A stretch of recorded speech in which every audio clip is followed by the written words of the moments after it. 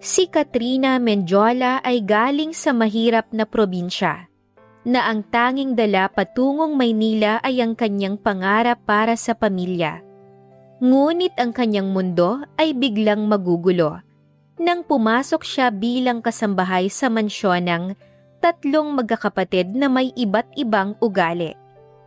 Ang mabait at responsableng si Juan, ang mapagbiro at pasaway na si Piolo na agad nahulog sa kanyang ganda, at ang panganib sa kanyang puso, si Dominic, ang arogante, masungit at dominanteng amo na tila kinamumuhian ng bawat galaw niya.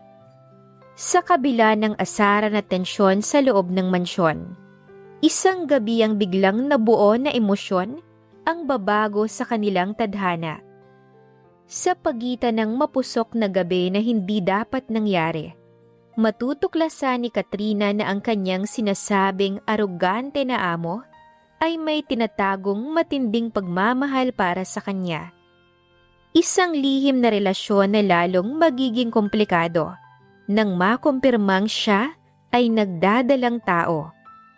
Kaya ba ng pag-ibig na burahin ang pader ng estado sa buhay? O tuluyan nitong masira ang samahan ng magkakapatid?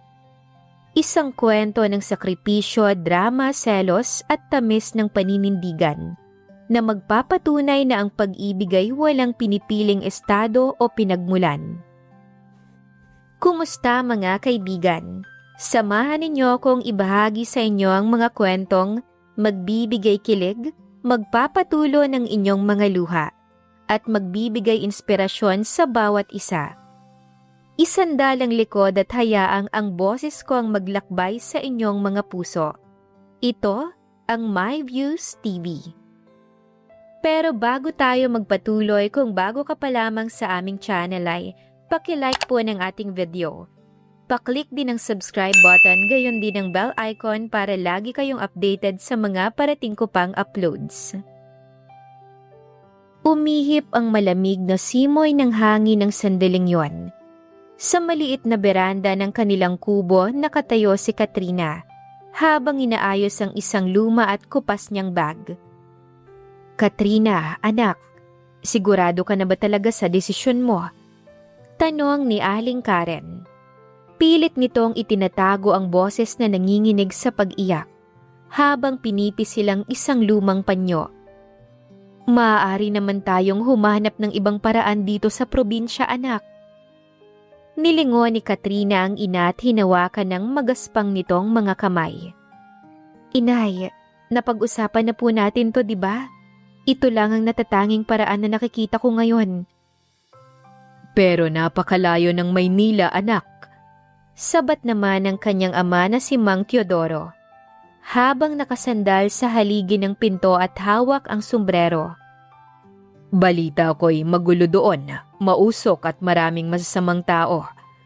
Wala kang kakilala doon na madali mong matatakbuhan kung sakaling magipit ka. Huwag po kayong mag-alala, tay. Banayad na sagot ni Katrina upang palakasin ang loob ng mga magulang niya. Para naman po sa pamilya natin ang gagawin ko, para kay bunso na mag-high school na sa pasukan, at para hindi na kayo nag-aalala sa pambili ng gamot ninyo ni nanay. Malaki ang sahod na ipinangako sa akin. Sino nga muli ang pamilyang pagsisilbihan mo ron? Sigurado ka ba sa kanila? Tanong ni Aling Karen habang pinupunasan ng luha sa kanyang pisngi. Sabi po ni Aling Linda yung nagrekomenda sa akin. Kilala at iginagalang na pamilya raw po sila sa isang sikat na subdivision sa lungsod ng pamilya Vertosio. Paliwanag ni Katrina. May 3 anak na lalaki ang yumaong mag-asawa at nangangailangan sila ng bagong mag-aasikaso sa malaking mansyon. Malalaki na raw ang mga anak, kaya gawaing bahay lang po talaga ang aasikasuhin ko. 3 lalaki. Kumunot ang noo ni Mang Teodoro, bakas ang higit na pag-aalala. Mga binata ba sila? Katrina, mag-isa ka lang doong babae sa bahay kung ganon, mapanganib ang ganyang sitwasyon. Tay, huwag po kayong mag-isip ng masama. Pakiusap ni Katrina habang pilit nang umingiti. Sabi po ni Aling Linda, kilalang pamilya sila. At saka naroon naman daw po si Juan, ang panganay na anak. Ayon sa mga kwento, napakabait daw po nito at responsable. Siyang namamahala sa lahat ng negosyo ng pamilya, kaya siguradong maayos ang pamamalakad sa bahay. Sana nga'y totoo ang mga sinasabi ng Linda na yan. Buntong hiningang saad ni Aling Karen. Basta, tandaan mo anak, huwag mong kalilimutang magdasal tuwing gabi. Ang Maynila ay hindi katulad ng San Isidro. Opo, Nay. Palagi ko pong tatandaan ang mga payo nyo. Sagot ni Katrina. Lumapit si Mang Teodoro at maingat na tinapikang kamay sa balikat ng dalaga. Katrina, tandaan mo ang mga itinuro namin sa'yo rito. Magpakumbaba ka palagi, maging masipag, at huwag na huwag mong kalilimutang hindi rumispeto. Pero tandaan mo rin anak, kung sakaling hindi maging maganda ang trato nila sa'yo, kung saktan ka man nila o ipahiya, bumalik ka kaagad dito sa probinsya. Itay, nangingilid ang luha na sambit ni Katrina. Totoo ang sinasabi ng iyong ama, anak. Dugtong ni Aling Karen. Kahit magdildil tayo ng asin dito, basta't magkakasama tayo, huwag kang magtitiis doon kung inaapi ka na. Maraming salamat po, Nay, Tay. Emosyonal na sagot ni Katrina, sabay yakap ng mahigpit sa mga magulang niya. Hinding-hindi ko po sisirain ang tiwala ninyo. Mag-iingat po ko ron. Narinig na nila ang busina ng tricycle sa labas ng kanilang bakod. Hudyat na dumating na ang sundo ni Katrina patungo sa terminal ng bus. Oh, hayo na ang tricycle. Baka maiwan ka ng unang biyahe. Sabi ni Mang Teodoro habang kinukuha ang bag ng anak para buhatin ito palabas. Sige na anak, gabayan ka nawa ng may kapal sa iyong paglalakbay. Basag ang boses na pamamaalam ni Aling Karen. Sabay halik sa pisngi ni Katrina. Aalis na po ko, Nay, Tay. Mag-iingat po kayo rito palagi. Huling sambit ni Katrina bago sumakay sa tricycle. Habang umaandar ang sasakyan patungo sa highway, tinatanaw ni Katrina ang kanyang mga magulang na patuloy na kumakaway sa tapat ng kanilang munting tahanan. Ipinikit niya ang kanyang mga mata, huminga ng malalim at bumulong sa hangin. Maynila, handa na ako. Sana ay maging mabuti ka sa akin. Matapos ang halos 7 oras na biyahe mula sa probinsya, sa wakas ay bumaba si Katrina sa tapat ng isang naglalakihang gate sa loob ng isang eksklusibong subdivision sa Maynila. Bahagya pa siyang nahilo sa usok ng syudad, ngunit napanganga siya nang bumukas ang gate at tumambad sa kanyang paningin ang isang napakalaking mansyon na may modernong arkitektura. Ikaw ba ang bagong kasambahay na galing kay Linda? Tanong ng isang matandang hardinero na nagbukas ng pinto. Opo kuya, ako po si Katrina. Magandang tanghali po.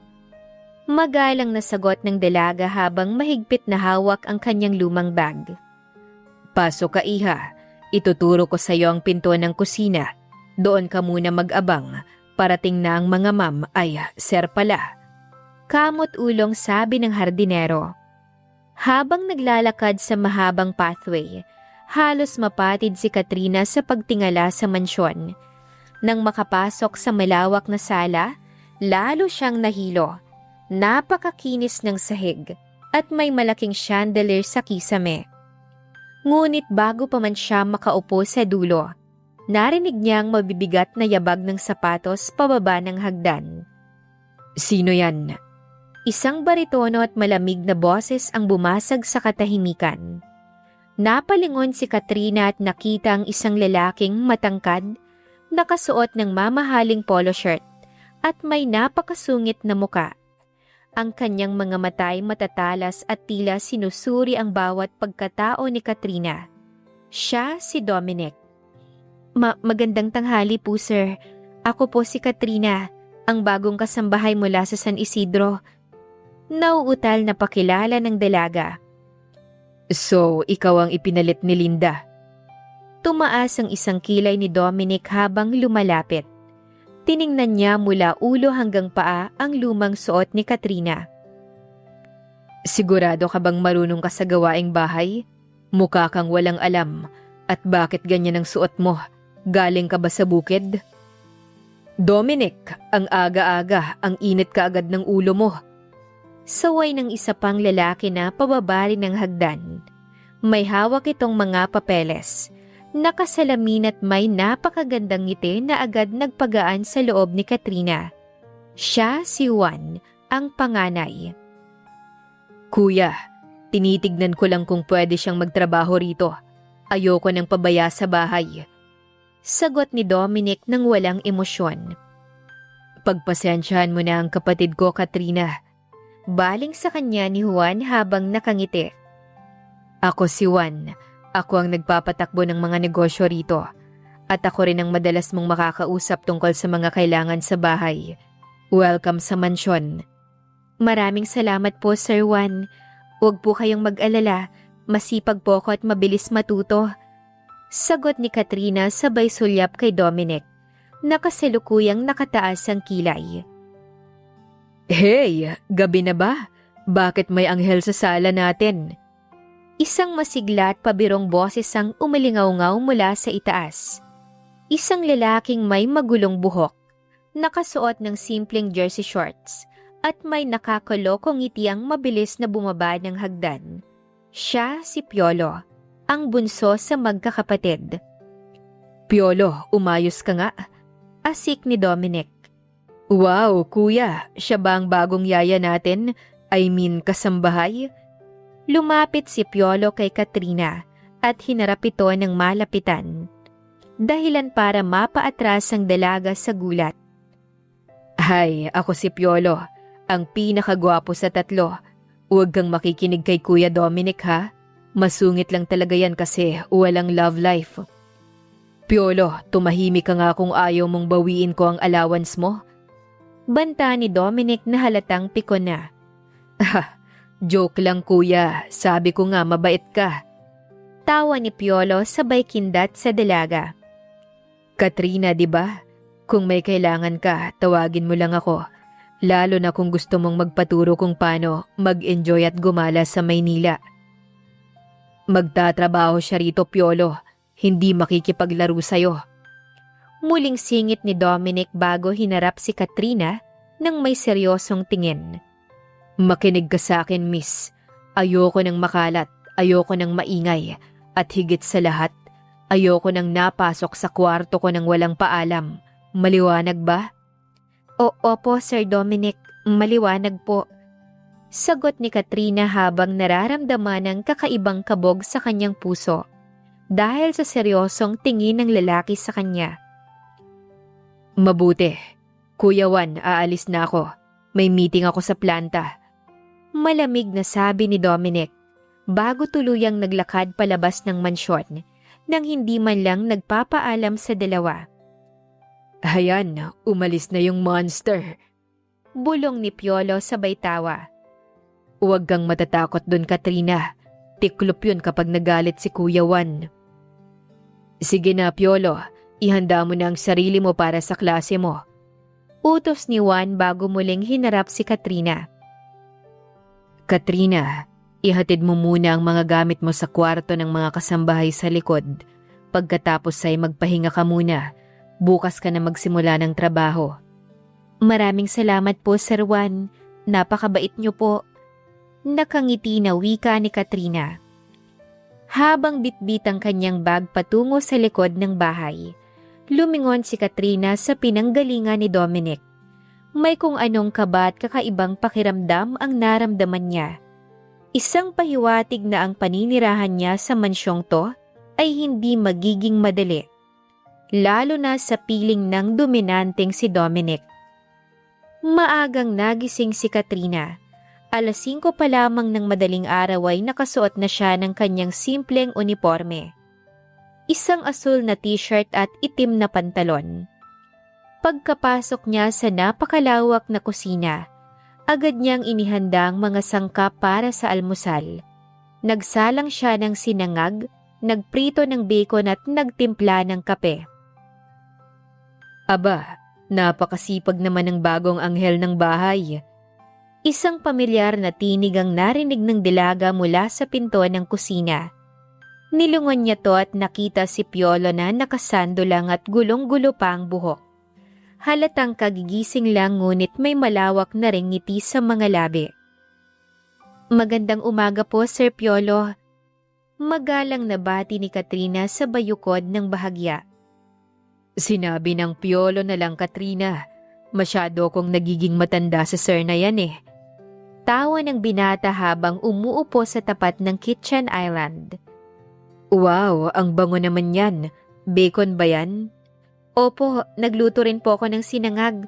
Kumakain ba kayo nito? Siyempre naman, kahit ano pa ang lutuin mo, kakainin ko. Basta ba ikaw ang nagluto? Biro ni Piolo sabay kindat sa dalaga. Namula naman ang mga pisngi ni Katrina sa narinig. Naku, kayo talaga sir. Piolo, ang aga-aga mapagbiro kayo. Hindi ako nagbibiro. Seryoso ko. Sabi ni Piolo na pilit nagpapakaseryoso ang muka. Ngunit agad ding natawa nang makita ang pagkailang ni Katrina. Oh, bakit namumula ka? Ang cute mo pala kapag nahihiya. Anong kaguluhan to? Isang seryoso at malalim na boses ang pumutol sa kanilang usapan. Pumasok sa kusina si Juan. Maayos na ang suot na pang-opisina at bitbit ang kanyang laptop bag. Piolo, tigilan mo nga si Katrina. Unang araw niya ngayon, baka maniwala sa mga hirit mo. Kuya naman, nagpapakilala lang ako ng maayos bilang mabait na amo. Depensa ni Piolo habang itinataas ang dalawang kamay. Magandang umaga po, Sir Juan. Bati ni Katrina. Handa na po ang almusal ninyo. Salamat, Katrina. Maupo na kayo, Piolo. Nasaan si Dominic? Tanong ni Juan habang umuupo sa hapunan. Narito na. Isang malamig na boses ang sumunod. Pumasok si Dominic na nakasuot ng plantsadong kulay abong suit. Napakakisig nito, ngunit ang kanyang muka ay kasing lamig pa rin ng yelo. Agad na dumapo ang kanyang mata kay Katrina. Nakahanda na po ang kape ninyo, Sir Dominic. Mahinang sabi ni Katrina sabay lapag ng tasa sa tapat nito. Tiningnan ni Dominic ang tasa. Pagkatapos ay binalingan si Katrina. Walang almusal to, di ba? Sinabi ko kay Linda na itim na kape na lang ang iniinom ko. Oo po, sir. Purong kape lang po yan, walang asukal o gatas. Sagot ng dalaga at medyo kinakabahan sa aura ng lalaki. Humigop ng kape si Dominic. Ngunit bigla nitong ibinaba ang tasa ng may kalabog. Masyadong matabang, kulang sa tapang. Ganito ba kayo magtimpla ng kape sa probinsya ninyo? Parang pinaghugasan lang ng bigas. Napaatras si Katrina, nasaktan sa narinig. Paumanhin po, Sir Dominic. Itatama ko na lang po sa susunod. Kuya, ang sarap kaya ng kape. Pagtatanggol ni Piolo sabay tikim sa sarili nitong kape. Baka naman panlasa mo ang may problema ngayong umaga. Tumahimik ka, Piolo. Asik ni Dominic. Hinarap niya muli si Katrina na ngayon ay nakayuko na. Ayoko ng palpak sa bahay na to, Katrina. Kung hindi mo kayang gawin ang simpleng pagtitimpla ng kape, baka mas mabuting bumalik ka na lang sa pinanggalingan mo. Dominic, sobra ka naman. Saway ni Juan na may seryosong tono. Unang araw pa lang ng dalaga, huwag mo namang takutin. Nagsasabi lang ako ng totoo, kuya. Kung hindi natin siya didisiplinahin ngayon, masasanay siya sa madali ang trabaho. Malamig na sagot ni Dominic. Tumayo siya, kinuha ang kanyang folder at hindi na ginalaw ang pagkain. Aalis na ako. Ayusin mo ang trabaho mo ngayong araw, Katrina. Ayokong makakita ng kahit anong alikabok pagbalik ko mamayang gabi. Nang makaalis si Dominic ay napabuntong hininga si Katrina at palihim na pinunasan ng gilid ng kanyang mga mata. Huwag mo nang isipin yon, Katrina. Alon ni Juan sa kanya. Mabigat lang talaga ang stress niyan sa kumpanya ngayon kaya ganyan. Oo nga, Katrina. Dugtong naman ni Piolo, sabay tabig sa braso ng dalaga upang pasayahin ito. Hayaan mo, kapag naging asawa kita balang araw, ako ang magtitimpla ng kape para sa'yo. Piolo! Saway muli ni Juan. Ngunit hindi napigilang mapangiti ni Katrina sa kakulitan ng bunso sa magkakapatid. Kahit may takot at tensyon dahil kay Dominic, naramdaman ni Katrina na may kakampi naman siya sa dalawang kapatid nito. Ngunit sa kanyang puso, alam niyang ang tunay niyang hamon ay kung paano pakikitunguhan ang dominanteng si Dominic. Mabilis na lumipas ang mga araw. Unti-unti nang nasasanay si Katrina sa takbo ng buhay sa loob ng mansyon. Subalit ang hindi niya masanay-sanayan ay ang walang tigil na pangongolekta ng pansin ni Piolo tuwing umaga at hapon. Katrina, nasaan ang paborito kong asul na jersey? Sigaw ni Piolo habang pababa ng hagdan. Nakasando lang muli at basang-basa pa ang buhok. Nasa laundry room po, Piolo. Kakaplansya ko lang po kaninang umaga. Sagot ni Katrina habang nagpupunas ng mga mamahaling vase sa sala. Lumapit si Piolo sa kanya, may bitbit na nakakalokong ngiti. Sabi ko naman sa'yo, huwag mo na akong ipo. Mukha ba akong matanda? At saka, alam mo ba kung bakit paborito ko yung jersey na yon? Bakit naman po bakit nga ba? Pagtatama ni Katrina sa sarili. Kasi sa tuwing isinusuot ko yon, nananalo kami sa laro. Pero simula nang dumating ka rito, mukhang may bago na akong paborito. Banat ni Piolo habang nakatitig sa mga mata ng dalaga. Ano naman yon? Tapat na tanong ni Katrina na walang kamalay-malay. Ang tignan ng mukha mo araw-araw, mas nakaka-energize pa sa kahit na anong laro. Nakangiti na saad ni Piolo habang kinikindatan siya. Naku, Piolo, tigilan mo nga ako sa mga banat mo. Natatawang saway ni Katrina, ramdamang pamumula ng sariling pisngi. Magbihis ka na nga doon, baka abutan ka pa rito ni Sir Dominic, mapagalitan ka na naman. Sus, takot lang yun sa ganda mo. Huling hirit ni Piolo bago patakbong umakyat muli sa hagdan habang humahalakhak. Napailing na lang si Katrina, ngunit hindi niya maikakailang nagpapasaya sa kanyang araw ang kakulitan ng bunsong magkakapatid. Kay Piolo lang siya nakakapagbiro ng ganon, dahil kapag si Dominic na ang kaharap niya, tila nanunuyo ang kanyang lalamunan sa takot. Kinagabihan ramdam na muli ang katahimikan sa buong mansyon. 11:00 na ng gabi. Tapos na ang lahat ng gawaing bahay at nakatulog na rin ang iba pang mga kasambahay sa kanilang kwarto sa likod. Subalit hindi dinalaw ng antok si Katrina dahil sa matinding uhaw. Dahan-dahan siyang naglakad patungo sa kusina, na tanging ang liwanag lang ng buwan na tumatagos sa malaking bintana ang nagsisilbing ilaw. Kumuha siya ng baso at nagsali ng malamig na tubig mula sa dispenser. Ngunit isang mahinang kalabog mula sa gilid ng kitchen counter ang nagpatalon sa puso ni Katrina. Sa gulat niya ay nabitawan niya ang baso. Ay, kabayo! Tili niya. Sino yan? Isang pamilyar baritono at galit na boses ang sumagot mula sa dilim. Biglang bumukas ang ilaw sa kusina. Nasilaw si Katrina kaya napapikit siya ng bahagya. Nang idilat niya ang kanyang mga mata, laking gulat niya nang makita si Dominic. Nakasuot ito ng itim na silk pajamas. Magulo ang buhok at may hawak na baso ng alak.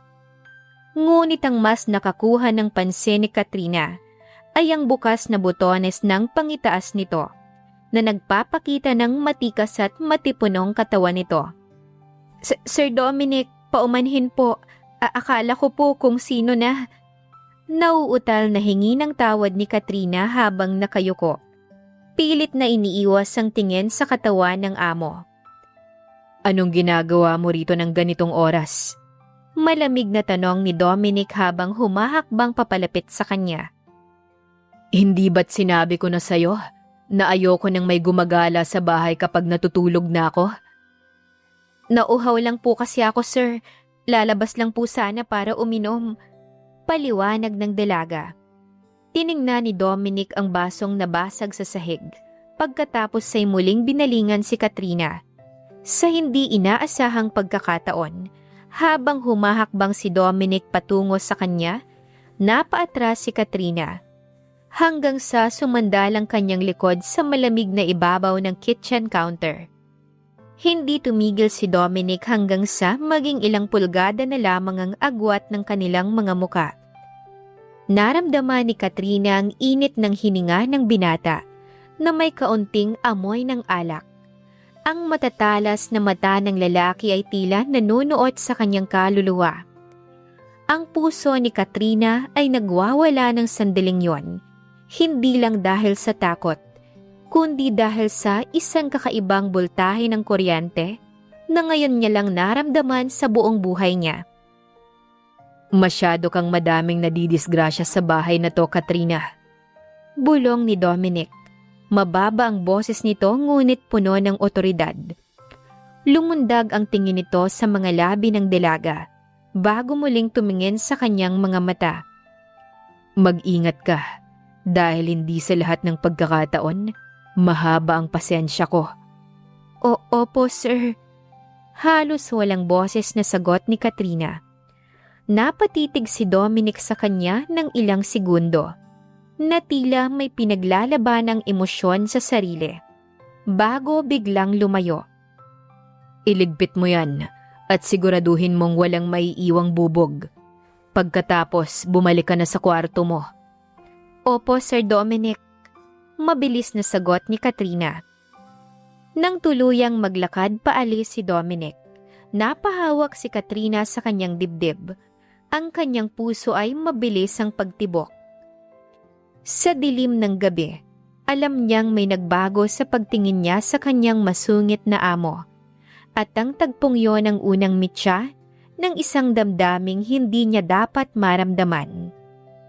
Naging abala ang mansyon dahil sa gaganaping malaking handaan para sa anniversary ng kumpanya ng mga magkakapatid. Maagang dumating ang mga mamahaling catering service. Ngunit si Katrina ang naatasang mag-asikaso sa mga personal na gamit at kwarto ng mga binata. Pagsapit ng gabi, napuno ng tawanan, musika, at mga taong nakasuot ng mamahaling damitang malawak na bulwagan. Katrina, pakidala naman itong karagdagang baso ng wine sa may garden bar. Utos ng kasamahan niyang si Aling Maria habang nagmamadali. Opo, Aling Maria, ako na po ang magdadala. Sagot ni Katrina habang maingat na binubuhat ang tray na puno ng mga kristal na baso. Habang naglalakad siya patungo sa hardin, hinarang siya ni Piolo na gulat nang makita siya.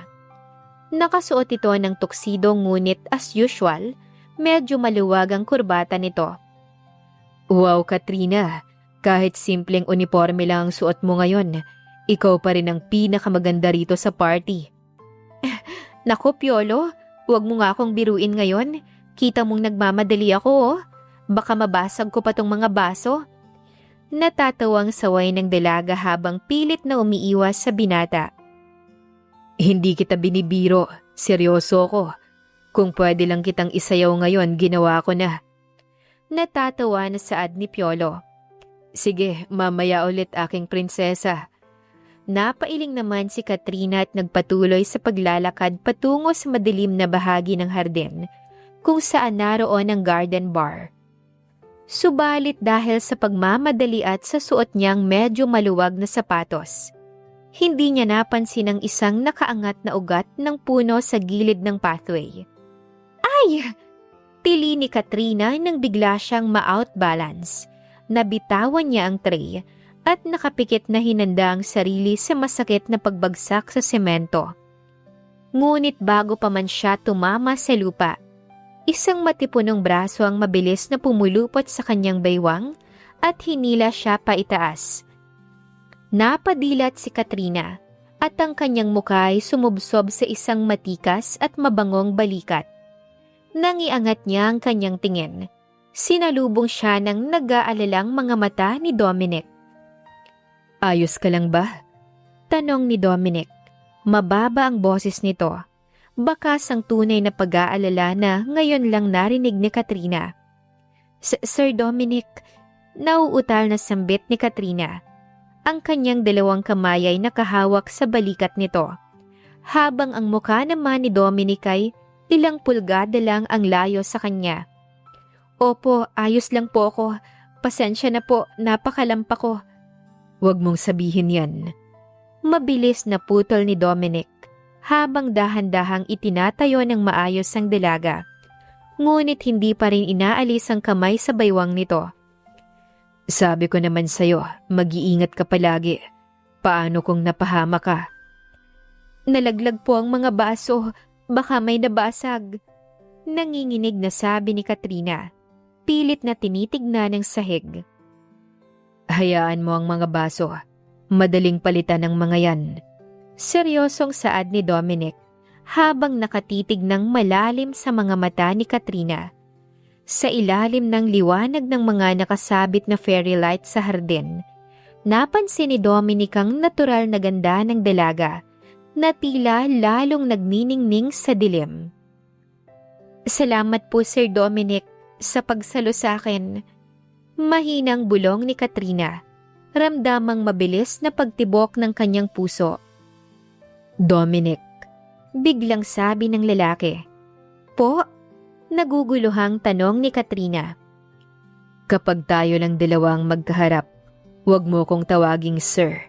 Dominic na lang. Bulong ng binata habang marahang inilalagay ang isang hibla ng buhok ni Katrina sa likod ng tainga nito. Ang lamig ng kanyang kamay ay nagdulot ng kakaibang kuryente sa balat ng dalaga. Pero sir, hindi po pwede. Kasambahay niyo lang po ko. Wala akong pakialam kung anong posisyon mo rito sa bahay. Dominanteng wika ni Dominic. Ngunit may halong lambing na hindi kayang itago. Kapag sinabi ko, sundin mo. Nagkatitigan sila sa isa't isa ng ilang segundo. Ang tensyon sa pagitan nila ay hindi na takot, kundi isang matinding atraksyon na matagal na nilang pinipigilan. Bago pa man masundan ng tagpong yon, narinig nila ang boses ni Juan na tinatawag ang pangalan ni Dominic mula sa bulwagan. Dominic, hinahanap ka na ng mga board members. Sigaw ni Juan. Dahan-dahang bumitaw si Dominic kay Katrina, ngunit bago siya tumalikod, binigyan niya ang dalaga ng isang makahulugang tingin. Iwan mo na yan dyan. Ipapalinis ko sa iba. Pumasok ka na sa loob at magpahinga. Naiwan naman si Katrina sa hardin na hawak ang kanyang dibdib. Ang kanyang puso ay tila gustong magwala sa unang pagkakataon dahil nakita niya ang ibang mukha ng aruganteng si Dominic. Isang mukha na nagpatunay na ang pader sa pagitan nila ay unti-unti nang nagbabago. Nalilito siya sa tila pagbabago ng binata sa kanya. Isang linggo na ang lumipas matapos ang gabi ng handaan. Ngunit parang sariwa pa rin sa alaala ni Katrina ang init ng yakap ni Dominic at ang bulong nito nang tawagin siya sa kanyang pangalan. Mula noon, napansin niya ang unti-unting pagbabago sa pakikitungo sa kanya ng masungit na amo. Hindi na ito gaanong sumisigaw at madalas na silang magkatagpo sa mga sulok ng mansyon kung saan walang nakakakita. Heto na ang kape mo, Dominic. Mahinang wika ni Katrina habang inilalapag ang tasa sa ibabaw ng mesa. Sa loob ng personal na silid-aklata ng binata, sila lang dalawang naroon dahil pumasok sa opisina si Juan at may pasok naman sa universidad si Piolo. Ibinaba ni Dominic ang binabasang papeles at tumingin kay Katrina. Isang manipis na ngiti ang sumilay sa labi nito. Salamat. Tinimplahan mo ba to ng maayos ngayon? Opo, katulad ng gusto mo. Matapang, walang asukal, pero may konting pag-aalaga. Biro ni Katrina na unti-unti nang nawawala ng takot sa lalaki. Natawa naman ng mahina si Dominic. Isang tunog na nagpapabilis sa tibok ng puso ng dalaga. Tumayo ito at lumapit sa kanya. Mabuti naman, dahil kung hindi, baka mapilitan akong parusahan ka. Parusa ka agad? Napakahigpit mo talaga, Dominic. Sagot ni Katrina. Medyo nahihiya pa ring bigkasin ang pangalan nito ng walang sir. Higpit? Binabawasan ko na nga ang pagiging masungit ko dahil sa iyo, Katrina. Seryosong sabi ni Dominic habang tinititigan ang mga mata ng dalaga. Hinawakan niya ang kamay ni Katrina na nakapatong sa mesa. Kapag hindi kita nakikita sa umaga, parang kulang ang araw ko.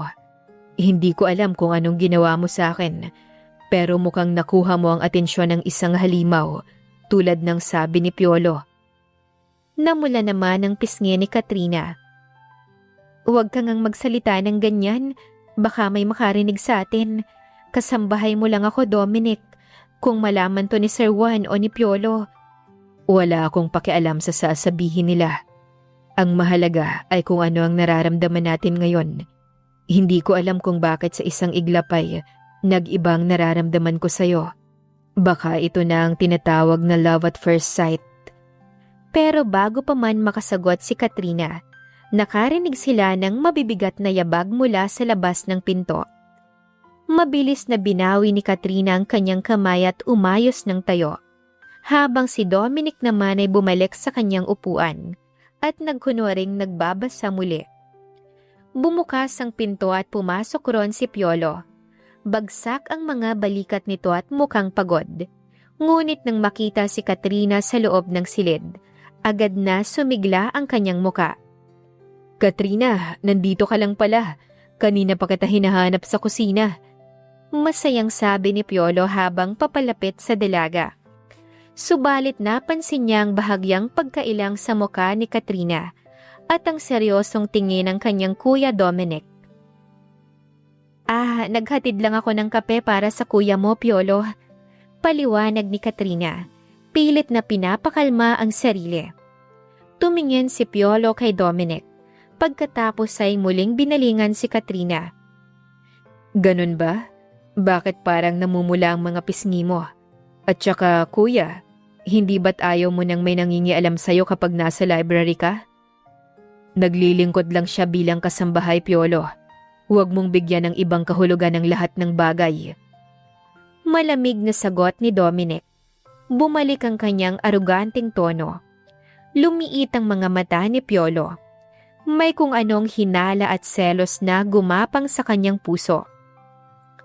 Lumapit siya kay Katrina at hinawakan ang braso nito upang hilain ito palayo sa mesa ng kanyang kapatid.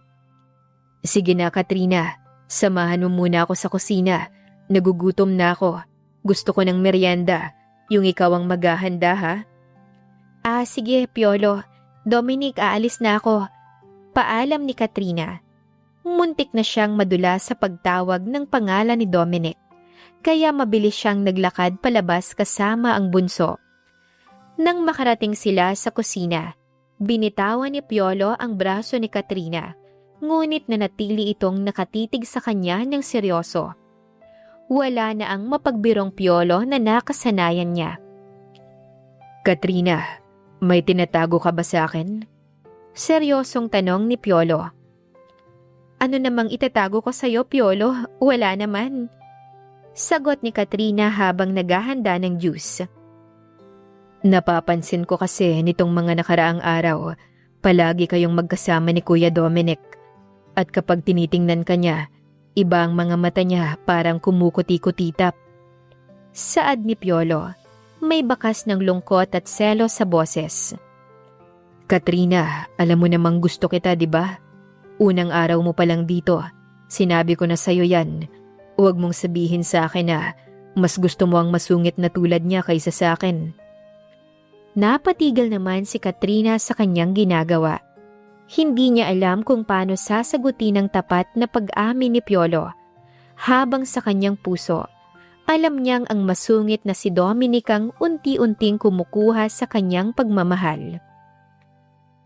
Lumipas ang mga araw na puno ng bigat. Ang pag-amin ni Piolo ay ang naging pader sa pagitan nila ni Katrina, habang ang palihim na ugnayan naman ni Katrina at Dominic ay lalong naging parang apoy na mahirap patayin. Isang gabi, umulan ng napakalakas, kumukulog at kumikidlat, habang ang buong mansyon ay binalot ng katahimikan dahil si Juan at Piolo ay lumipad patungong Cebu para sa isang emergency business trip. Si Dominic at Katrina lang ang naiwan sa malaking bahay, kasama ang ilang kasambahay na natutulog na sa labas ng quarters. Hindi mapakali si Katrina sa kanyang kwarto nang marinig niya ang basag na salamin mula sa itaas. Sa library ni Dominic, mabilis siyang umakyat dala ang kabog sa kanyang puso. Binuksan niya ang pinto at nakita niya si Dominic na nakatayo malapit sa bintana. Hawak ang isang baso ng alak, habang ang isa pang baso ay basag na sa sahig. "Dominic," mahinang tawag ni Katrina. "Ayos ka lang ba? Anong nangyari?" Nilingon siya ni Dominic. Pula ang mga mata nito. Hindi lang dahil sa alak, kundi dahil sa matinding emosyon. Bakit nandito ka pa, Katrina? Bakit hindi ka pa natutulog? Narinig ko kasi na may nabasag. Nag-alala ako sa'yo. Lumapit si Katrina.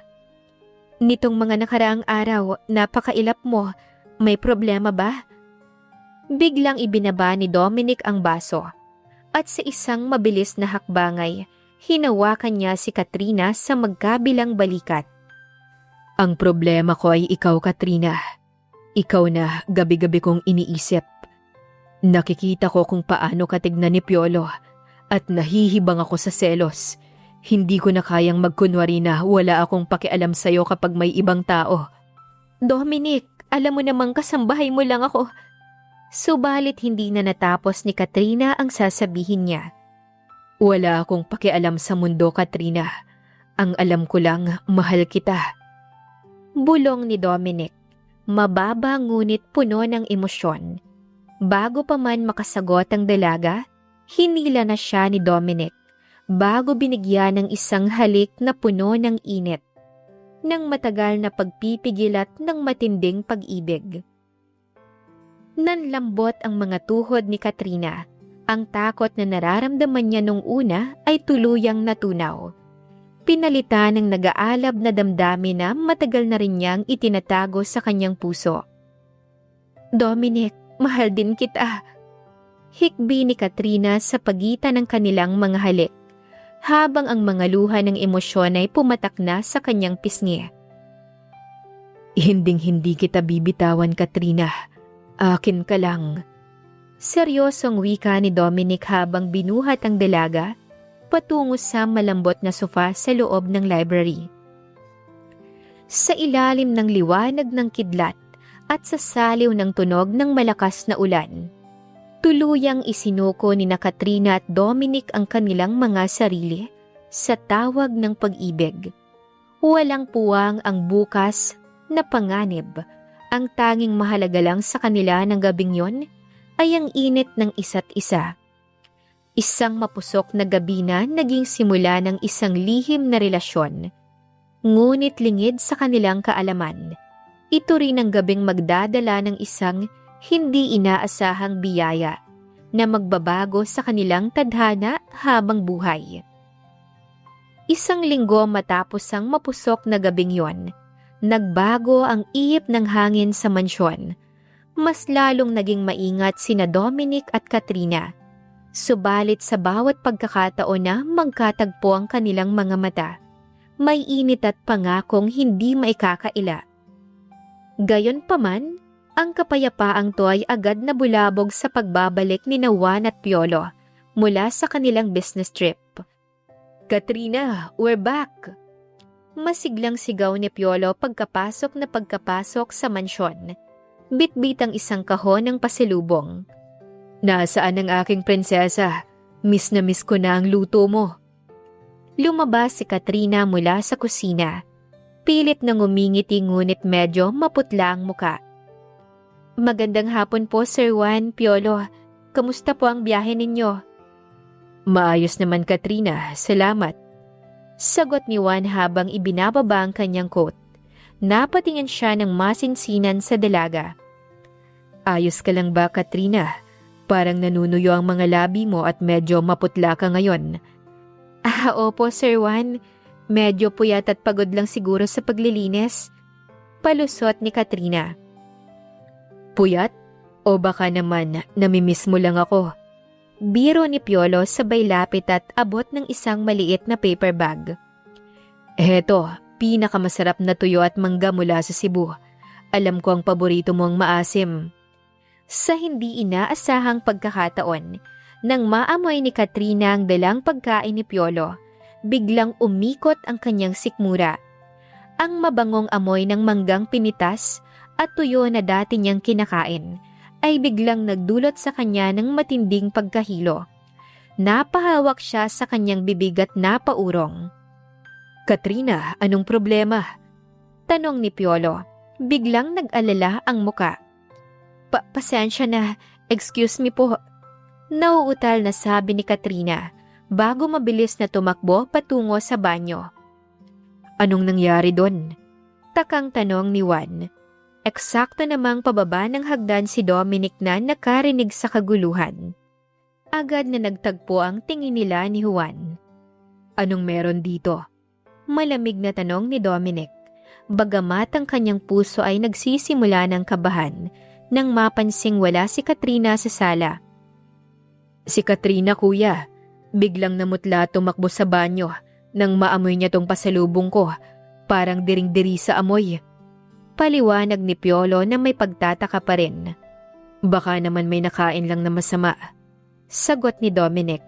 Pilit na pinapanatili ang kanyang dominanteng tono upang hindi mahalata ng mga kapatid niya ang labis na pag-aalala.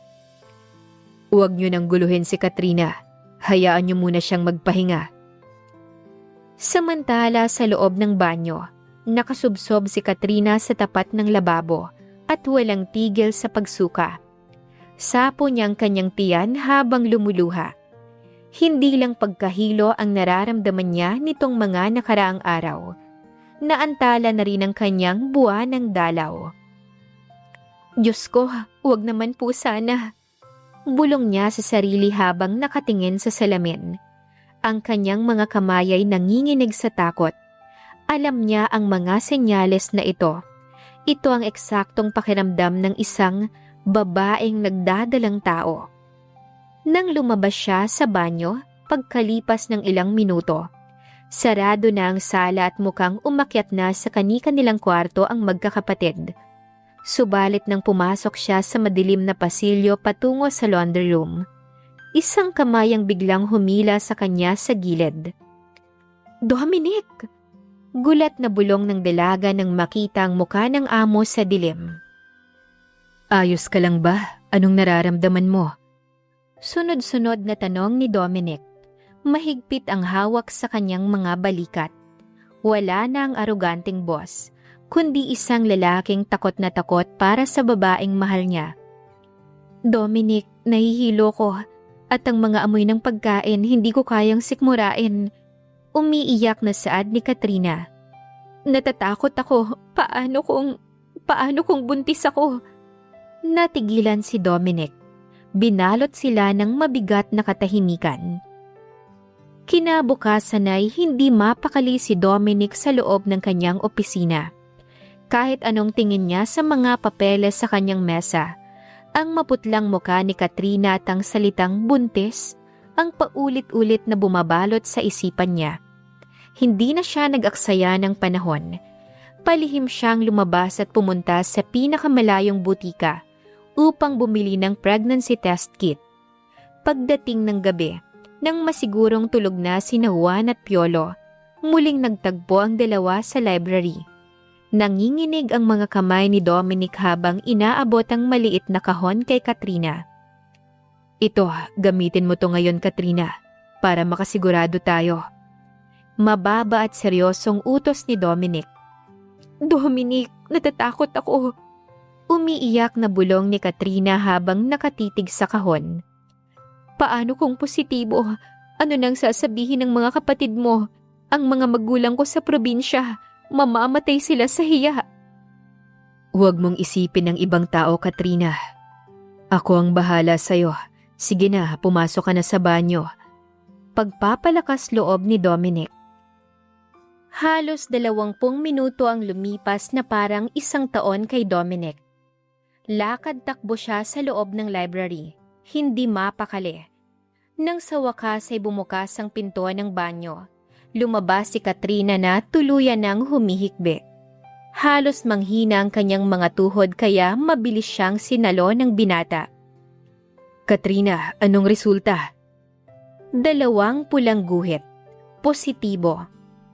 Oh my God! Magiging ama na ako? Bulong ni Dominic. Sa halip na magalit o magbago ang ugali, isang kakaibang emosyon ang rumehistro sa kanyang muka. Hinigpitan niya ang yakap sa dalaga. Huwag kang umiyak, Katrina. Pananagutan kita. Anak natin to. Anong ibig sabihin nito, kuya? Isang boses ang biglang pumutol sa kanilang eksena. Sabay na lumingon sina Dominic at Katrina sa may pinto ng library. Naroon si Piolo, nanlalaki ang mga mata. Hawak ang isang baso ng tubig na nabitawan niya, kaya nabasag ito sa sahig. Nakita niya ang pagkakayakap ng dalawa at ang pregnancy test na hawak ng kanyang nakatatandang kapatid. Piolo, nauutal at natatakot na sambit ni Katrina. Mabilis na nagtago sa likod ni Dominic. Piolo, anong ginagawa mo rito sa ganitong oras? Seryosong tanong ni Dominic. Bumalik ang kanyang pagiging arugante upang protektahan si Katrina. Ako ang dapat nagtatanong niyan, kuya. Anong kalokohan to? Galit na sigaw ni Piolo, habang mabilis na lumapit at hinablot ang plastik sa kamay ni Dominic. Nang makita ang 2 guhit, tila gumuho ang mundo ng binata. Tumingin siya kay Katrina na may matinding sakit sa mga mata. Katrina, totoo ba to? Nabuntis ka ni kuya? Kaya ba palagi kayong magkasama? Piolo, patawarin mo ako. Hindi ko sinasadya. Hikbi ni Katrina. Huwag mong sisihin si Katrina, Piolo. Ako ang may gawa nito at pananagutan ko siya. Bulyaw ni Dominic habang hinaharangan ang kapatid. Ang sama mo, kuya. Alam mong gusto ko siya. Alam mong mahal ko si Katrina, pero inagawan mo pa rin ako. Sa sobrang galit, sinuntok ni Piolo si Dominic sa muka, dahilan upang mapaatras ang binata. Anong kaguluhan to? Pumasok na rin si Juan sa library. Nagising sa lakas ng sigawan nang makita niya ang pasa sa mukha ni Dominic at ang pag-iyak ni Katrina at ang hawak na pregnancy test ni Piolo. Napahawak si Juan sa kanyang ulo. Ang kapayapaan sa loob ng mansyon ay tuluyan ng nagwakas. Ang matinding away ng magkapatid ay opisyal nang nagsimula. Binalot ng katahimikan ng library matapos ang malakas na suntok ni Piolo kay Dominic. Pinunasan ni Dominic ang kaunting dugo sa gilid ng kanyang labi. Ang kanyang mga mata ay nananatiling seryoso. Si Katrina naman ay nakasubsob sa gilid, nanginginig sa takot at walang tigil sa pag-iyak. Magpaliwanag kayong dalawa. Malamig at seryosong utos ni Juan habang nakatayo sa gitna ng silid. Tinitignan ang pregnancy test na kinuha niya mula sa sahig. Dominic, Katrina, ano to? Kuya Juan, nakuha pa niyang binaliwala ako. Singhal ni Piolo. May luha ng galit sa kanyang mga mata habang itinuturo si Dominic. Alam niyang mahal ko si Katrina. Alam ninyo na sinusubukan kong mapalapit sa kanya, pero palihim niya palang inaahas ang babaeng gusto ko. Tumahimik ka, Piolo. Asik ni Dominic habang humahakbang paitaas. Hindi ko inahas si Katrina dahil hindi mo siya pagmamay-ari. At huwag mong sabihin na parang wala siyang desisyon dito. Mahal namin ang isa't isa at ang batang dinadala niya ay anak ko. Anak mo? O baka ginamit mo lang ang pagiging bago niya rito sa Maynila? Hamon ni Piolo habang handa ng sumugod muli. Ganyan ka naman, di ba? Dominante, arogante, nakukuha lahat ng gusto mo. Tama na yan, sigaw ni Juan, dahilan upang mapatigil ang dalawa. Katrina, tumingin ka sa akin. Totoo ba ang sinasabi ni Dominic? Mahal mo ba siya o pinilit ka lang niya? Inangat ni Katrina ang kanyang muka. Sir Juan, patawarin niyo po ako. Patawad, Piolo, pero totoo po ang sinasabi ni Dominic. Mahal ko po siya. Hindi po niya ako pinilit. Kusa po naming binigay ang sarili namin sa isa't isa nung gabing yun. Patawarin niyo po kami. Nang marinig iyon ni Piolo, tila lalong nadurog ang kanyang puso. Tumingin siya kay Katrina nang may matinding pait. Akala ko kaya mo ko tinatawanan sa mga biro ko kasi may pag-asa ako. Palabas lang pala ang lahat. Piolo, hindi ganon. Pakiusap ni Katrina ngunit tumalikod na si Piolo. Ayoko na.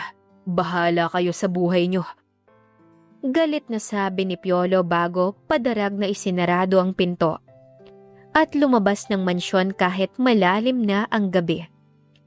Humarap si Juan kay Dominic. Seryoso ang muka, ngunit bakas ang pagod bilang panganay. Dominic, alam mo kung ano ang ginawa mo. Kasambahay natin si Katrina. Paano ang pamilya niya sa probinsya kapag nalaman to?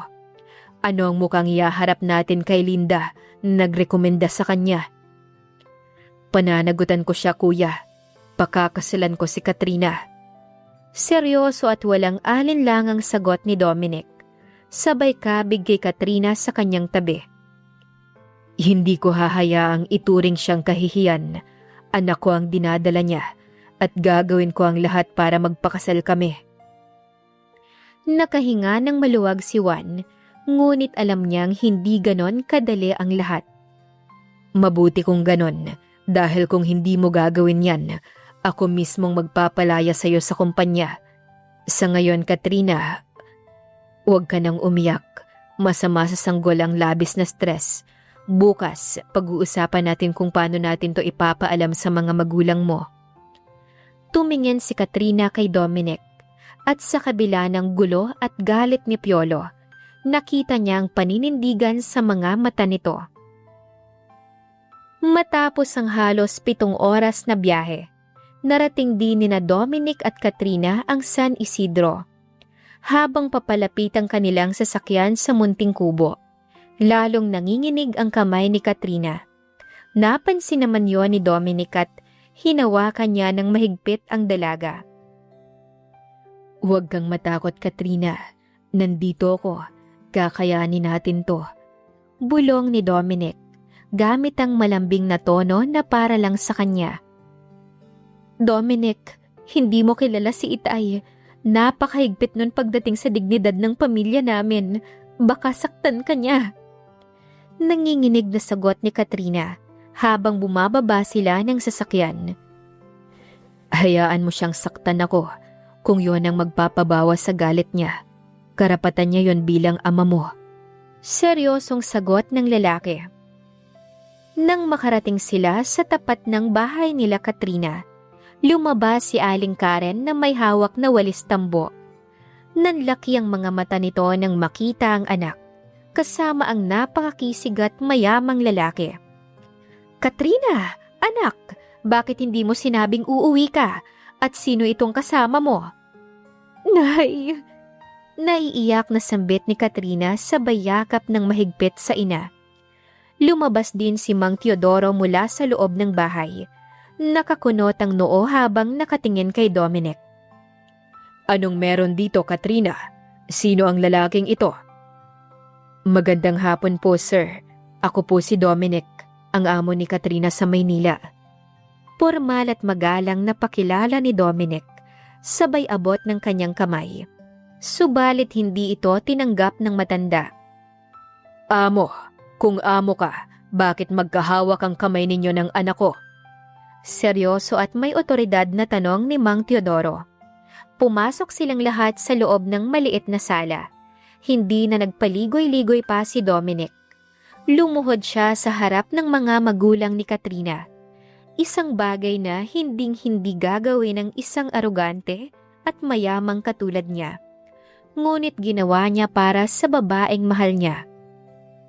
Mang Teodoro, Aling Karen, nandito po ako para humingi ng tawad at para panagutan ng anak ninyo. Diretsyong pahayag ni Dominic. Nagdadalang tao po si Katrina at ako po ang ama ng bata. Ano? Tila kulog na nagwala ang boses ni Mang Teodoro. Mabilis nitong hinawakan ng kwelyo ng polo ni Dominic at itinayo ito. Ang kapal ng mukha mo! Pinagkatiwala namin ang anak namin sa inyo para magtrabaho, tapos babastusin mo lang pala. Tay, huwag po, pakiusap. Iyak ni Katrina habang pinipigilan ng ama. Mahal po namin ang isa't isa. Hindi niya po ako pinilit. Totoo po ang sinabi ni Katrina, Mang Teodoro. Mariing sabi ni Dominic. Kasalanan ko po ang lahat. Handa po akong tanggapin ang kahit na anong parusa ninyo. Pero pakiusap, huwag po ninyong itaboy si Katrina. Pakakasalan ko siya. Bibigyan ko siya ng magandang buhay at pangalan. Binitawan ni Mang Teodoro ang kwelyo ni Dominic, habang si Aling Karen naman ay napaupo at tahimik na umiiyak sa tabi. Katrina, bakit ginawa mo to sa amin? Nagpakahirap kaming palakihin ka ng maayos. Nay, patawad po. Patawad po talaga. Hikbi ni Katrina habang nakaluhod sa harap ng ina. Tumingin ng matagal si Mang Teodoro kay Dominic. Nakita niya sa mga mata ng binata ang katapangan at kawalan ng takot. Isang paninindigan na bihira niyang makita sa mga mayayamang lalaki sa syudad. Siguraduhin mo lang na totoo ang sinasabi mo, Dominic. Banta ni Mang Teodoro, bagamat may bahid ng lungkot ang boses. Dahil kapag nalaman kong pinaiyak mo o sinakta ng anak ko, matapos ang araw na to, kahit mayaman ka pa, hahanapin kita. Hinding-hindi ko po gagawin yon, Mang Teodoro. Pangako po. Sagot ni Dominic. Pagbalik mula sa probinsya, naging mabilis ang pangyayari sa mansyon. Sa tulong ni Juan, agad na inayos ang mga legal na dokumento at ang mga detalye para sa isang simple ngunit marangyang kasal nina Dominic at Katrina. Kahit abala sa kumpanya, sinisigurado ni Dominic na hindi napapagod si Katrina, lalo na't unti-unti nang lumalaki ang tiyan nito. Isang hapon habang sinusukat ni Katrina ang kanyang simpleng puting kasuotan sa sala, nakarinig siya ng mga yabag mula sa pinto. Inakala niyang si Dominic ito, ngunit laking gulat niya nang makita niya si Piolo. Higit na seryoso ang mukha nito ngayon, malayo sa dating pasaway na binata. Piolo, mahinang sambit ni Katrina. Nandyan ka pala. Matagal ka ring hindi umuwi rito sa bahay. Oo, nanatili muna ako sa kondo ng kaibigan ko. Sagot ni Piolo habang nakapamulsa.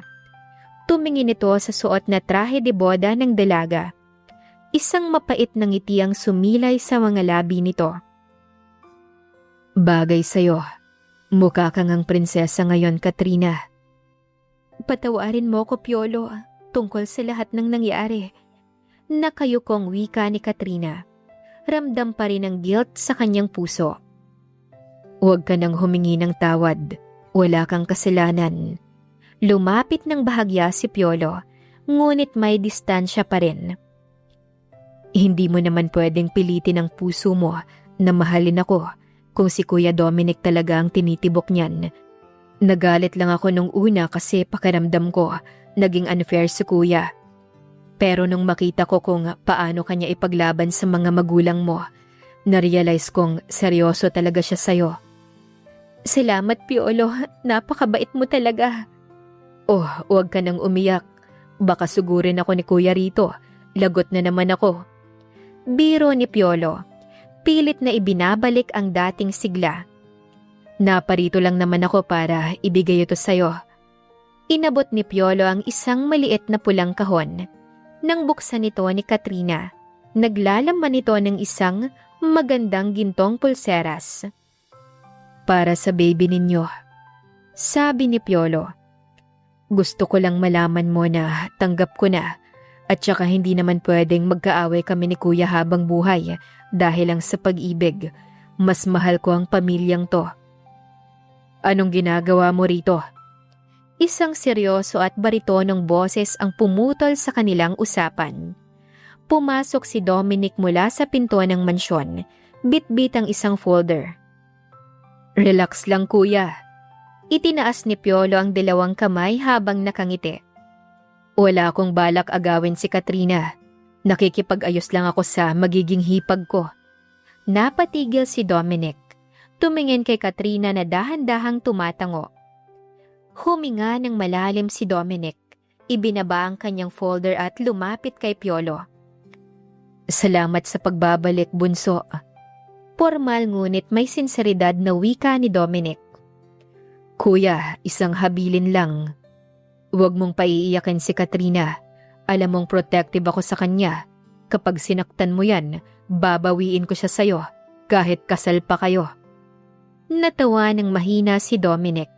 Isang bihirang eksena sa loob ng mansyon. Tinapik niya ang balikat ng kanyang kapatid. Hinding-hindi mangyayari yon, Piolo. Aalagaan ko siya at ang anak namin higit pa sa sarili kong buhay. Mabuti kung ganun. O paano, Katrina, mauna na ako. Magkita na lang tayo sa mismong kasal ninyo. Habang pinaliligiran ng pagmamahal at pagpapatawad ang mansyon, naramdaman ni Katrina na unti-unti nang naghihilom ang sugat ng nakaraan. Dumating ang araw na pinakahihintay ng lahat. Ang malaking simbahan na gawa sa lumang bato ay napuno ng bango ng mga sariwang puting rosas at mga kandila. Dumating ang mga magulang ni Katrina mula sa San Isidro.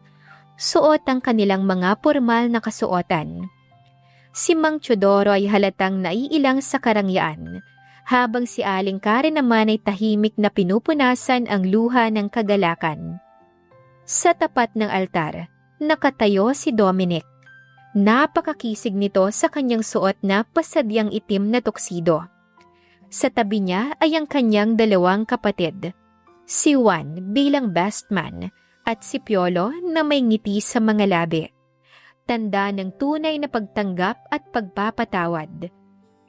Kuya, ayusin mo naman yung mukha mo. Mukha kang sasabak sa gyera, hindi sa kasal. Biro ni Piolo habang inaayos ang kurbata ni Dominic. Ngumiti ka naman, ikaw na nga ang nanalo eh. Natawa ng bahagya si Dominic at tinapik ang bunso. Salamat Piolo. Salamat sa pagsuporta sa amin. Para sa pamilya kuya at para kay Katrina. Seryosong sagot ni Piolo. Sabay tingin sa bumubukas na malaking pinto ng simbahan.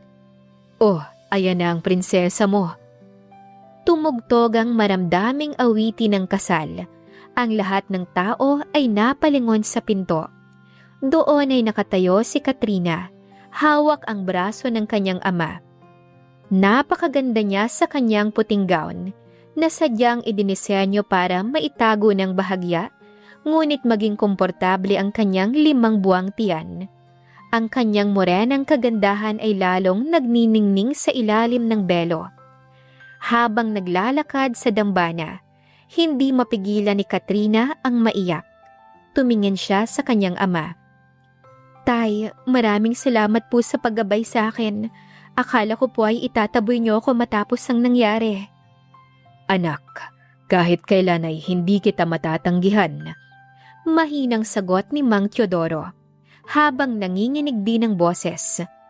Ang tanging hiling ko lang ay maging maligaya ka, at sa nakikita ko ngayon, mukhang nasa mabuting kamay ka naman.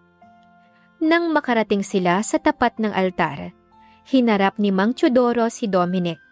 Tinitigan niya ito ng matagal bago ibinigay ang kamay ng anak niya. Dominic, ibinibigay ko sa iyo ang aking panganay. Huwag mo siyang pababayaan. Hinding-hindi po, Mang Teodoro. Higit pa sa buhay ko, aalagaan ko po siya. Nagsimula ang seremonya ng kasal na puno ng emosyon. Nang dumating ang oras para sa palitan ng mga pangako, tumitig si Dominic ng malalim sa mga mata ni Katrina. Katrina, nung una kang dumating sa mansyon, akala ko'y isa kang ordinaryong kasambahay lang na dadaan sa buhay ko. Panimula ni Dominic. Ngunit binago mo ang buhay ko. Ang aking pagiging arugante at dominante ay natunaw dahil sa tamis ng iyong ngiti at sa kabutihan ng puso mo. Ngayong araw, sa harap ng altar at ng ating pamilya, ipinapangako ko na ikaw lang ang iibigin ko. Poprotektahan kita at ang ating anak at hindi ko hahayaang maramdaman mo na nag-iisa ka sa mundong to. Umiiyak na sumagot si Katrina habang pinupunasan ang kanyang mga pisngi. Dominic, galing ako sa probinsya na walang dala kundi ang pangarap para sa pamilya. Hindi ko inakala na sa paghahanap ko ng trabaho sa Maynila, ang puso ko palang makakatagpo ng sarili nitong tahanan. Salamat sa pagtatanggol sa akin, sa pagtanggap sa anak natin, at sa pagmamahal sa akin sa kabila ng magkaiba nating mundo. Ipinapangako ko na magiging mabuti at tapat na asawa mo ko habang buhay. I now declare you as husband and wife. Dominic, maaari mo nang hagkan ang iyong asawa. Wika ng pare. Iniangat ni Dominic ang belo ni Katrina at idinampi ang isang matamis, marahan at puno ng pag-ibig na halik sa mga labi ng dalaga, habang nagpapalakpakan ang buong simbahan. Si Piolo at Juan ay sumigaw sa kagalakan, habang sina Aling Karen at Mang Teodoro naman ay nagkayakap sa tuwa. 4 na buwan matapos ang kanilang maramdaming kasal, naging sentro ng buhay sa mansyon ng lumalaking tiyan ni Katrina. Ang dating malamig at tahimik na bahay ay napuno ng init at pag-aaruga. Isang hating gabi ay nagising si Dominic sa mahinang iyak ng kanyang asawa. Dominic, aray! Dominic, gising! Hawak ni Katrina ang kanyang puson habang unti-unting pinagpapawisan. Mabilis na napabalikwa si Dominic. Katrina, bakit? Manganganak ka na ba? Ang sakit! Basang-basa na ang higaan natin. Pumutok na yata ang panubigan ko. May takot at sakit na hikbi ni Katrina. Sandali, huwag kang magpanik. Juan, Piolo, ihanda niyo ang sasakyan. Sigaw ni Dominic. Ang kanyang puso ay nagwawala sa kaba, ngunit pinipilit niyang panatilihin ang kontrol. Sa sala ay nagkakagulo na rin ang 2 kapatid na nagising sa sigaw. Kuya, heto na ang bag ng baby. Ako na ang magdadrive. Natataranta na sabi ni Piolo na nakapantulog pa. Dominic, dahan-dahan lang pagbaba kay Katrina. Katrina, huminga ka ng malalim. Nandito na kami. Pagpapakalma naman ni Juan habang binubuksan ang pinto ng sasakyan. Matapos ang ilang oras na tila walang katapusang pag-aabang sa delivery room, sa wakas ay narinig ang isang malakas at matinis na iyak ng sanggol. Pagpasok ni Dominic sa pribadong silid, nakita niya si Katrina na nakasandal sa unan. Pagod ngunit may pinakamagandang ngiti sa kanyang mga labi, habang karga ang isang maliit na sanggol na nakabalot sa kulay asul na kumot. Dominic, tignan mo ang anak natin. Bulong ni Katrina habang pumapatak ang luha ng kagalakan. Isang malusog na batang lalaki. Lumapit si Dominic at lumuhod sa gilid ng kama. Hinagkan niya ang noo ni Katrina bago maingat na tiningnan ng sanggol. Ang kanyang mga mata ay napuno ng luha. Isang bagay na bihirang makita sa isang dominanteng katulad niya. Napakagwapo niya, Katrina. Kamukhang kamukha ko. Salamat. Salamat sa pinakamagandang regalo sa buhay ko. Pumasok din sina Juan at Piolo na may dalang lobo at bulaklak. Kasunod sina Aling Karen at Mang Teodoro na kadarating lang mula sa probinsya. Aba, mukhang ako ang kamukha ng pamangkin ko ah. Mas gwapo kaysa sayo, Kuya Dominic. Biro pa ni Piolo upang basagin ang maramdaming tagpo. Manahimik ka nga, Piolo. Mas mangingibabaw ang lahi ko. Sagot naman ni Dominic. Ngunit sa pagkakataong to ay may kasamang malawak na ngiti at tawa. Oh, ano ang ipapangalan ninyo sa bata? Tanong ni Mang Teodoro habang masayang tinatapik ang balikat ng kanyang manugang. Tumingin si Katrina kay Dominic at sabay nilang binalingan ang pamilya. Ang pangalan niya ay Gabriel, isang paalala na sa gitna ng bawat problema, palaging may magandang balita at pag-asa mula sa Diyos. Napakagandang pangalan. Nakangiting sang-ayon ni Juan. Welcome sa pamilya, Baby Gabriel. Lumipas ang 1 taon.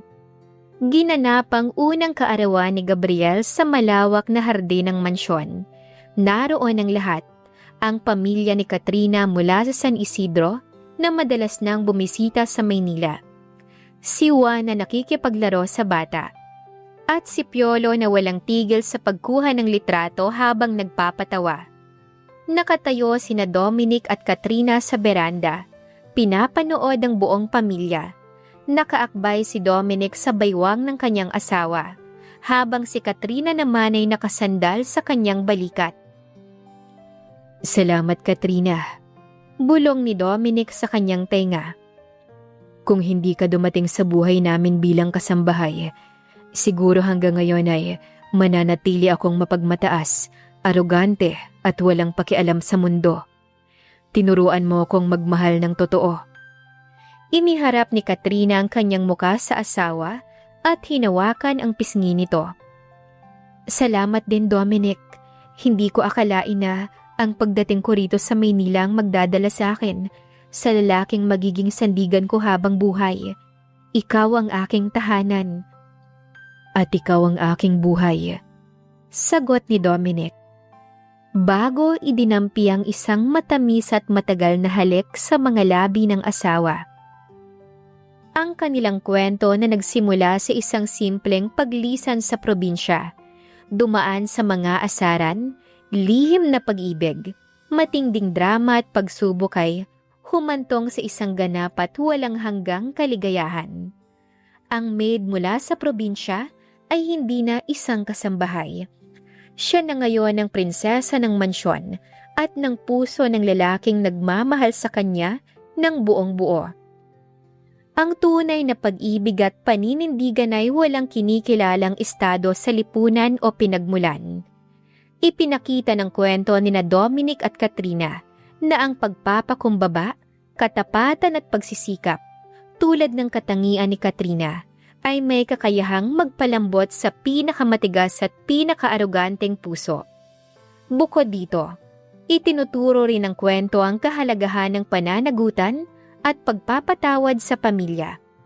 Sa kabila ng mga pagkakamali, mapusok na desisyon at matinding selos, ang pagtanggap at pag-unawa pa rin ni Juan at Piolo ang nagbigay daan upang maghilom ang mga sugat at mabuo ang isang mas matatag na tahanan. At dito na po nagtatapos ang kwento ni na Dominic at Katrina. Sana ay muli ninyo kong samahan sa mga full story na nais kong ibahagi sa inyo. Kung ikaw si Dominic, handa ka bang ilaban ng babaeng labis mong minamahal kahit na magkaiba kayo ng estado ng buhay? Maraming salamat po and God bless sa lahat.